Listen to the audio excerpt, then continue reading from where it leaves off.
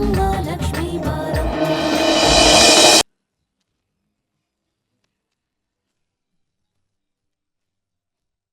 ಗಿರಿ, ಯಾರದ್ಲ ಫೋನು? ಗೊತ್ತಿಲ್ಲ ಚಿಕ್ಕಪ್ಪ, ಮಾತಾಡ್ತಾನೆ ಇಲ್ಲ. ಹೌದಾ? ತಪ್ಪ ಇಲ್ಲಿ ಫೋನ್.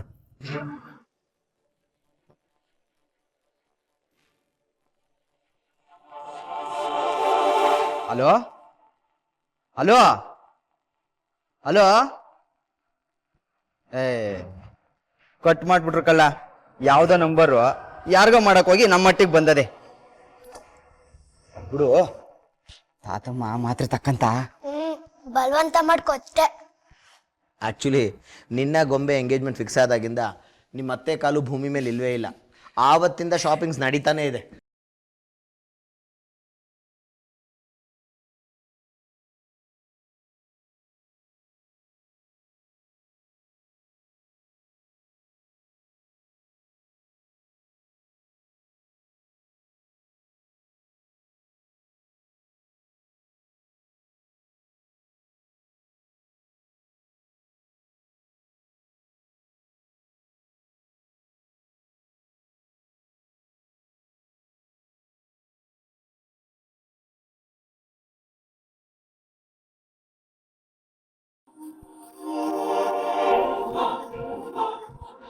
ಅದೇ ಬೇಡ ಅಂತ ಹೇಳಿದ್ವಿ.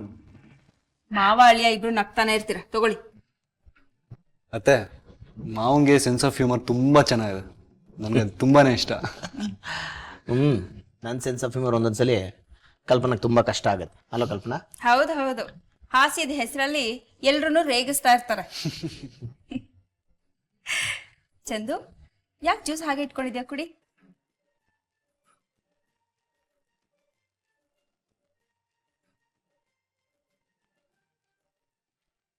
ಸರಿ ಅತ್ತೆ, ಟೈಮ್ ಆಯ್ತು, ಆಫೀಸ್ ಟ್ರೈನ್ಸ್ ಕಾಯ್ತಾ ಇರ್ತಾರೆ.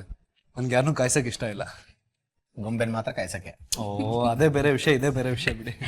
ಬರ್ತೀನಿ ಮಾವ. ಸರಿ ಬರ್ತೀನಿ ಅತ್ತೆ. ಹಾಗಾಗಿ ಬರ್ತಾ ಇರೋ. ಶ್ಯೂರ್, ಖಂಡಿತ.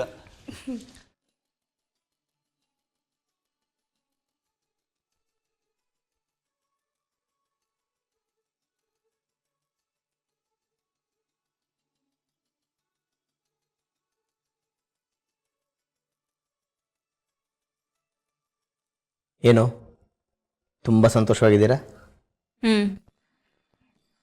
ನನ್ನ ಅಣ್ಣನ ಮಗ, ನನ್ನ ಅಳಿಯ ನನ್ನ ಮನೆಗೆ ಬಂದಿದ್ದಾನೆ ಅಂದರೆ ಸಂತೋಷ ಆಗಲ್ವಾ? ನಿಮ್ಮ ಅಣ್ಣನ ಹೆಸರು ಹೇಳಿದ್ರೆ ನಿಂಗೆ ಇಷ್ಟ ಆಗಲ್ಲ, ನಿಮ್ಮ ಅತ್ತಿಗೆ ಮುಖ ನೋಡಿದ್ರೆ ನಿಂಗೆ ಹಿಡಿಸಲ್ಲ. ಅವ್ರ ಮಗ ನಮ್ಮನೆ ಅಳಿಯ. ನೀವು ಹೆಂಗಸರು ಯಾವುದಕ್ಕೆ ಸಂತೋಷ ಪಡ್ತೀರಾ, ಯಾವುದಕ್ಕೆ ಬೇಜಾರು ಮಾಡ್ಕೋತೀರಾ ಅರ್ಥನೇ ಆಗಲ್ಲ. ನಿನಗೆ ಅರ್ಥ ಆಗದೆ ಇರೋದೇ ಒಳ್ಳೇದು. ನದಿ ಮೂಲ, ಋಷಿ ಮೂಲ, ಸ್ತ್ರೀ ಮೂಲನ ತಿಳ್ಕೊಳಕ್ ಹೋಗ್ಬಾರ್ದು ಅಂತಾರೆ.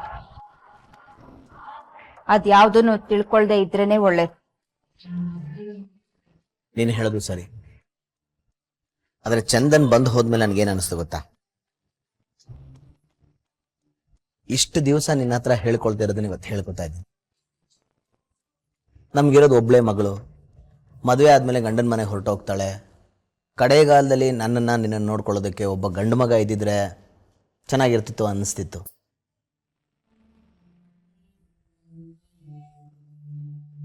ಆದರೆ ಚಂದನ್ ಬಂದು ಹೋದ್ಮೇಲೆ ಹಾಗೆ ಮತ್ತೆ ಅನ್ಸಲ ಅನ್ನಿಸ್ತಾ ಇದೆ. ನಿನಗ್ಯಾಕೆ ಆ ಯೋಚನೆ ಬಂತು? ನಾನು ನನ್ನ ಮಗಳನ್ನ ಗಂಡು ಮಗನ ಹಾಗೆ ಬೆಳೆಸಿದ್ದೆ. ಈ ಕಾಲದಲ್ಲಿ ಗಂಡು ಮಕ್ಕಳು ತನ್ನ ತಂದೆ ತಾಯಿನ ಯಾರು ಸುಖವಾಗಿ ನೋಡ್ಕೊಂಡಿದ್ದಾರೆ ಹೇಳು? ತಂದೆ ತಾಯಿನ ಸುಖವಾಗಿ ನೋಡ್ಕೊಂಡಿರೋದೇ ಹೆಣ್ಮಕ್ಳು. ಗಂಡು ಮಕ್ಳಿಗೆ ಹೃದಯ ಇರುತ್ತೆ, ಅದು ಬರೀ ರಕ್ತ ಪರಿಚಲನೆಗೆ ಮಾತ್ರ. ಹೆಣ್ಮಕ್ಳಿಗೂ ಹೃದಯ ಇರುತ್ತೆ, ಅದು ಪ್ರೀತಿಸೋದಕ್ಕೆ ಮಾತ್ರ. ನೀನು ಹೆಂಗಸರನ್ನ ವಹಿಸ್ಕೊಳ್ಳೋ ರೀತಿನೂ ಅದ್ಭುತ, ಗಂಡಸರನ್ನ ದ್ವೇಷಿಸೋ ರೀತಿನೂ ಅದ್ಭುತ.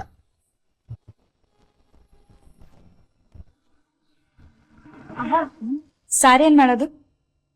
ಲಕ್ಷ್ಮಿ, ನಿನಗೇನು ಇಷ್ಟನೋ ಅದು ಮಾಡಮ್ಮ. ನೀ ಏನೇ ಮಾಡಿದ್ರು ಅದು ರುಚಿಯಾಗಿರುತ್ತೆ. ಲಕ್ಷ್ಮಿ, ಹುರುಳಿಕಾಳು ಸೊಪ್ಪು ಹಾಕಿ ಉಪ್ಸಾರು ಮಾಡಿ ಪಲ್ಯ ಮಾಡ್ಬಿಡು. ಸರಿ ಕಣವ್ವ. ಅವ್ವ, ಈಗ ಬಂದಿದ್ರಲ್ಲ ಅವ್ರು ನಿಮ್ ನೆಂಟ್ರೆ? ನನ್ನ ಅಣ್ಣನ ಮಗ. ನಿಮ್ ಗೊಂಬೆ ಅಕ್ಕ ಇದ್ದಾಳಲ್ಲ ಅವಳನ್ನ ಮದುವೆ ಆಗ್ತಿರೋ ರಾಜ್ಕುಮಾರ. ಅಯ್ಯೋ ನಾನು ಅವ್ರನ್ನ ನೋಡೋಕ್ಕೆ ಆಗಿಲ್ವೇ. ಅಯ್ಯೋಯ್ಯೋ, ಅದಕ್ಕೆ ಯಾಕೆ ಅಷ್ಟು ಬೇಜಾರು ಮಾಡ್ಕೊಳ್ತೀಯ? ಮದುವೆ ಆದಮೇಲೆ ದಿನಾ ನೋಡುವಂತೆ ಅವನ್ನ. ತಾನಾನೇ ತಂದನ್ನ ತಾನಾನೇ ತಂದನ್ನ ತಾನಾನೇ ತಾನೇ ನಾನೇ ತಾನಾನಂದನ್ನ ತಾನಾನೇ ತಾನೇ ನಾನೇ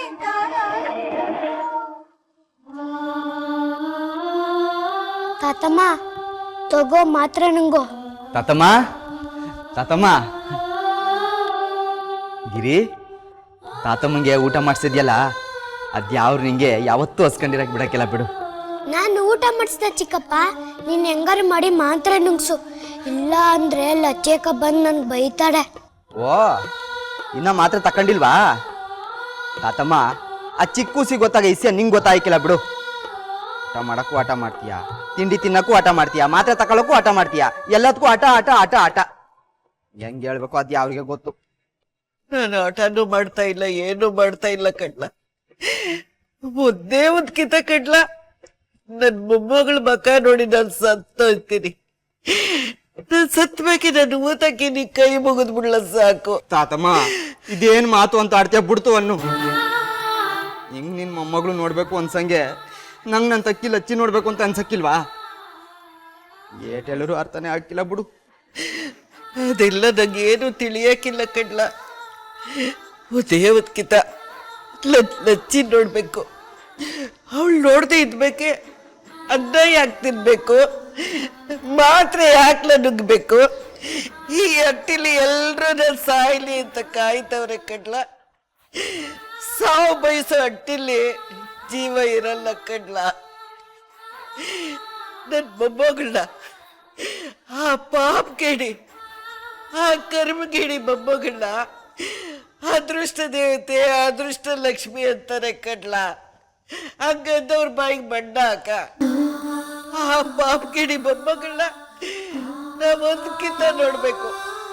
ಅವಳನ್ನ ನೋಡ್ತಾ ನಾನು ಸತ್ತೋದ್ರೆ ನಾನು ಅಂತರ್ಪಿಶಾಚಿ ಆಗ್ಬಿಡ್ತೀನಿ ಕಡ್ಲ. ಒಂದೇ ಹೊತ್ಕಿತ ಅವಳನ್ನ ನೋಡಿ ನಂಗೆ ಕಣ್ಣು ಮುಚ್ಚಿಬಿಡ್ತೀನಪ್ಪ. ಒಂದೇ ಹೊತ್ಕಿತ ನೋಡ್ಕೊಂಡು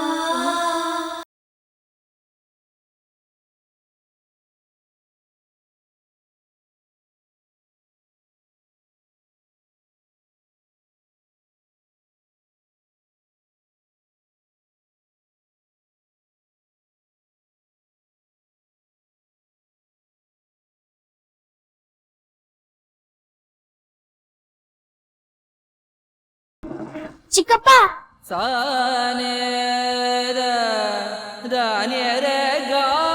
ಏನವಗಿರಿ?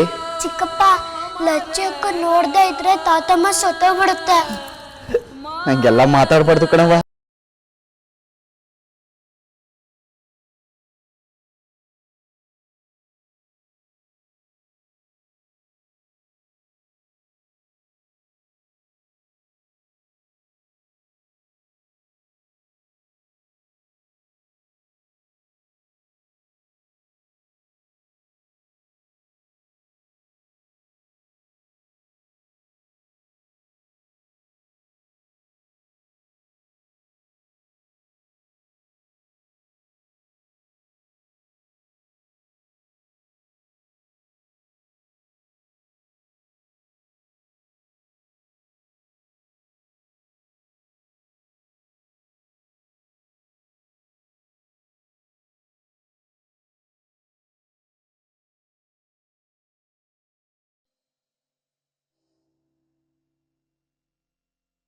ಇದು ಬೋರೇಗೌಡ್ರ ಅಟ್ಟಿಯಾ?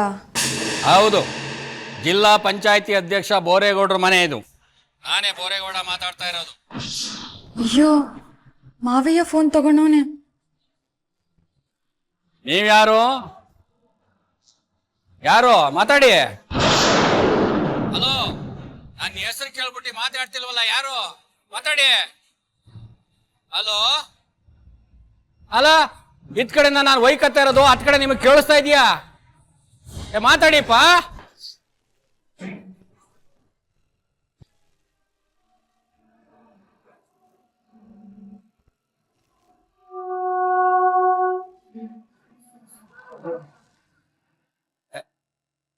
ನನ್ನ ಹೆಸ್ರು ಕೇಳ್ಬಿಟ್ಟು ಮಾತಾಡ್ತಿಲ್ವಲ್ಲ, ಯಾರಿರ್ಬೈದು?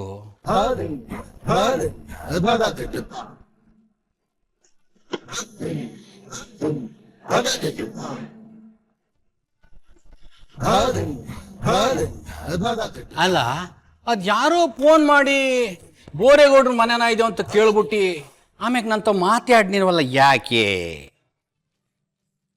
ಇದೇನ್ ಮಾವಯ್ಯ ನಿಂತ್ಕೊಂಡು ಒಬ್ಬೊಬ್ಬನೇ ಮಾತಾಡ್ತಿದೀಯಾ? ಬಸವ, ಅದ್ಯಾರೋ ಹುಡುಗಿನೋ ಯಮ್ಮನೋ ಫೋನ್ ಮಾಡಿ ಬೋರೇಗೌಡ್ರ ಮನೆನ ಇದು ಅಂತ ಕೇಳ್ದು. ಹ್ಞೂ ಅಂದೆ, ಅತ್ಯಪ್ಪ. ಆಮ್ಯಾಗ ನಂತ ಮಾತಾಡ್ನಿಲ್ಲ, ಅದನ್ನೇ ತಲೆ ಕೆಡ್ಸ್ಕೊಬಿಟ್ಟಿದ್ದೀನಿ. ಅಲ್ಲ, ನಾನು ಎಲ್ರಿಗೂ ನನ್ನ ಮೊಬೈಲ್ ನಂಬರ್ನೇ ಕೊಡೋದು. ಅಟ್ಟಿ ನಂಬರ್ ಯಾರಿಗೂ ಕೊಟ್ಟರೆ ಜಪ್ತಿನೇ ಬರ್ತಾ ಇಲ್ಲ. ಯಾರೋ ತಾಲೂಕು ಆಫೀಸಿಂದ ಕೆಲಸ ಆಗ್ಬೇಕೇನೋ ಫೋನ್ ಮಾಡವ್ರೆ, ನೀನ್ ಯಾಕಂದ್ರೆ ತಲೆ ಕೆಡ್ಸ್ಕೊಂಡಿಯಾ? ತೀಟ ಇದ್ರೆ ಮತ್ತೆ ಮಾಡ್ತಾರೆ ಬಿಡು. ಬಸವ, ಒಂದೊಂದು ಕಿತ ನೀನು ಆಡೋ ಮಾತು ಸತ್ತವ್ರು ಎದ್ದು ಬಂದಾಗಿರ್ತದೆ. ಗಂಟೆ ಹೊಡೆದಾಗ ಮಾತಾಡ್ತೀಯ ದೀಟ ದೀಟ. ಆಗ್ಲೇ ಫೋನ್ ಮಾಡಿದಾಗ ಮಾವಯ್ಯ ತಗೊಂಡಿದ್ದ. ಇನ್ನೊಂದ್ ಕಿತ ಫೋನ್ ಮಾಡುವ, ತಾತಮ್ಮನೋ ಗಿರಿನೋ ನಂಜುಂಡಿನೋ ಮಾತಾಡ್ಬೋದು.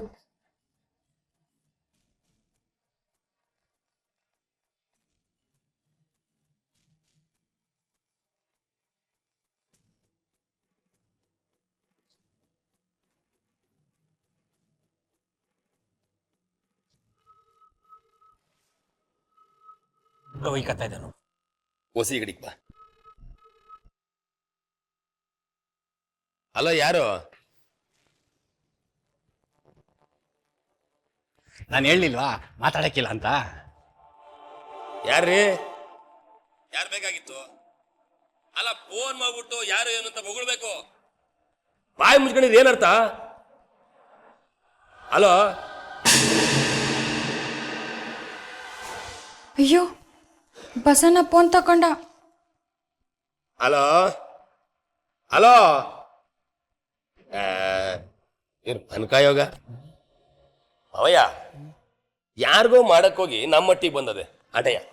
ಹಂಗಲ್ಲ ಬಸವ, ಇದು ಬೋರೇಗೌಡ್ರ ಮನೆನ ಅಂತ ನನ್ನೇ ಹೆಸರಿಡ್ದು ಕೇಳಿದ್ರು. ಹ್ಞೂ ಅಂದೆ. ಆಮ್ಯಾಗ ನಂತವ ಮಾತಾಡ್ಲಿಲ್ಲ. ಅಲ್ಲ, ಅದು ಹೆಂಗ್ಸಿನ ಧ್ವನಿ ಬೇರೆ.